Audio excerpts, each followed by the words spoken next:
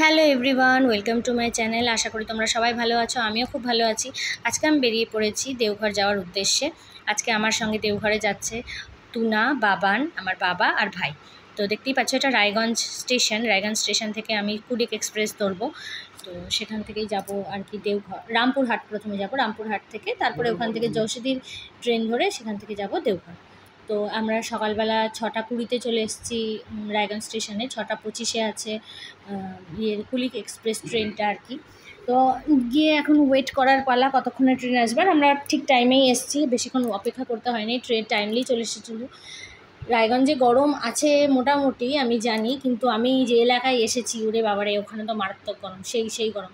কেউ যদি মানে ঘুরতে আসার প্ল্যান করে থাকো তাহলে বলবো তারা শীতকালে আসো, আরাম পাবে গরমের মধ্যে।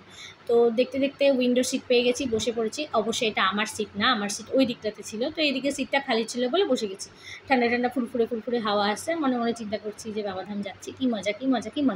কারণ ওখানে গেলে পরে সুন্দর সুন্দর প্যারাগুলোও পাওয়া যায়, বিভিন্ন রকমের সুন্দর সুন্দর ড্রেস, জামা কাপড়, চুড়ি। আর আমাদের তো শপিং ছাড়া আর কিছুই নাই করার মতো, পুজো দেওয়া ছাড়া।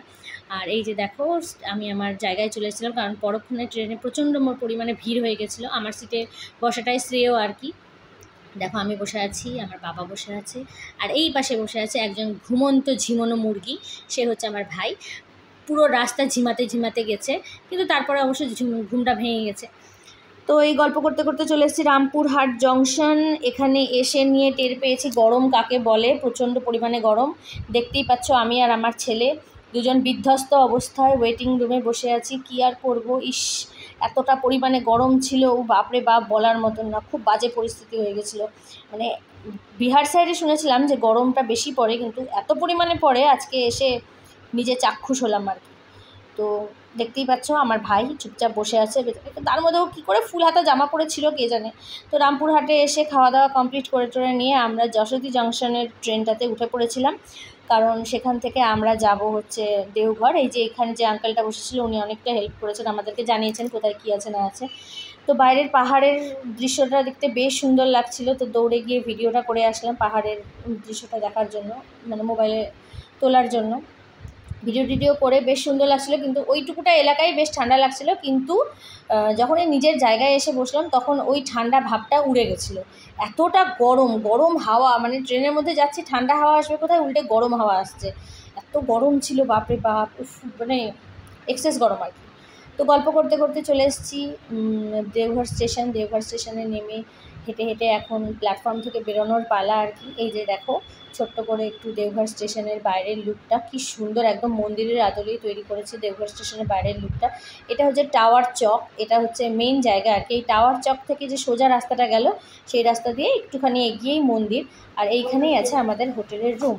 এই হচ্ছে আমাদের হোটেলের নাম হচ্ছে হোটেল রামপ্রসাদ জয় সিয়ারাম, হোটেল জয় সিয়ারাম আর কি। তো রুমটা বেশ ভালোই ছিল, আর বড় রুম নিয়েছিল, সবাই একসঙ্গে ভালোই ছিল রুমটা।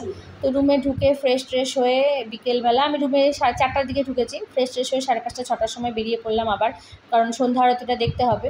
তো এখানে রুমের মানে বাইরেই, হোটেলের বাইরে একটা চায়ের দোকানে চাটা খেয়ে আমরা বেরিয়ে পড়লাম, মানে বাইরের আশেপাশে এলাকাগুলো একটু ঘুরতে। আর এখানে এত পরিমাণে লিচু বিক্রি হচ্ছিল, জানি না, বেশিরভাগ স্থানীয় লোকের হাতেই এক গাদা করে লিচু, প্রচুর পরিমাণে লিচু বিক্রি হচ্ছিল। আমাদের রায়গঞ্জে উঠেছে লিচু, আর এখানে ছিল অনেক রকমের কুর্তির দোকান। তো আমি আজকে কিছু কুর্তি কিনিনি, কালকে দেখে পুজো দিব, কালকে পুজো দিয়ে কিছু কুর্তি কেনার ইচ্ছা আছে।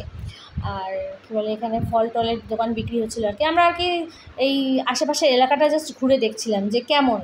তো বেশ ভালোই লাগলো, খারাপ না, অনেকটা তারাপীঠের সঙ্গে ম্যাচ করে। দেখো এখানে ব্যানার টাঙানো আছে উই লাভ দেওঘর, বেশ ভালোই লাগলো। তো একটা জিনিস আছে যে বিহারে এসে যদি লিট্টি না খায় তাহলে কি আর বিহারে আসলাম।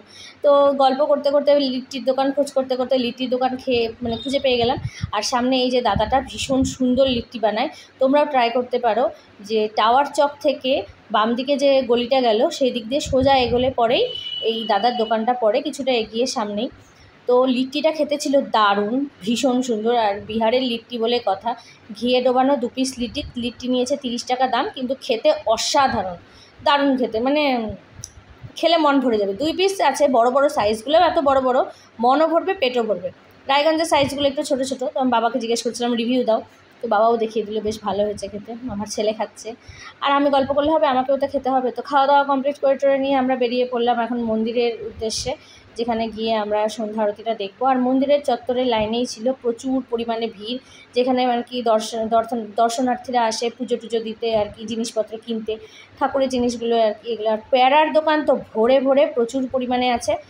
তো এই যে মন্দিরের ভেতরের এলাকাটা দেখো, জাস্ট ওয়াও কি সুন্দর, কিন্তু প্রচুর পরিমাণে গরম ছিল। যতটা সুন্দর তেমনই গরমের পরিমাণটাও সেরকম ছিল, মানে ভেতরে জাস্ট সেদ্ধ হয়ে যাচ্ছিলাম, এত ঘেমে স্নান, একদম ঘেমে স্নান। তো গল্প করতে করতে কিছুটা এলাকা ঘুরলাম, ঘুরে টুরে নিয়ে বেরিয়ে আসলাম। সন্ধ্যা আরতিও কমপ্লিট, আমরাও বেরিয়ে আসলাম, যে আর ভেতরে থাকার কোনো মানেই হয় না।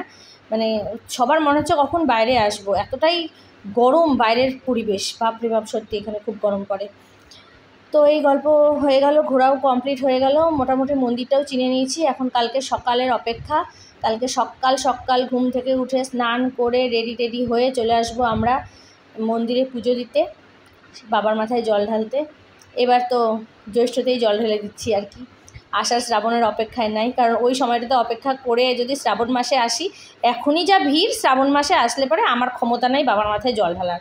তো বাবাকে এখনই আমার হাত থেকে জল নিতে হলে এখনই নিতে হবে, নাহলে আর ক্ষমতা হবে না শ্রাবণ মাসে এসে জল ঢালার। ওটা আমাকে রায়গঞ্জেই ঢালতে হবে, যেরকম প্রত্যেক বছর ঢালি আর কি।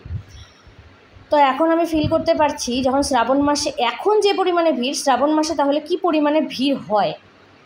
দারুণ পরিমাণে ভিড় হয়। অনেক দিন পর ভিডিওগুলো দিচ্ছি, আশা করি তোমাদের সবার ভালো লাগবে।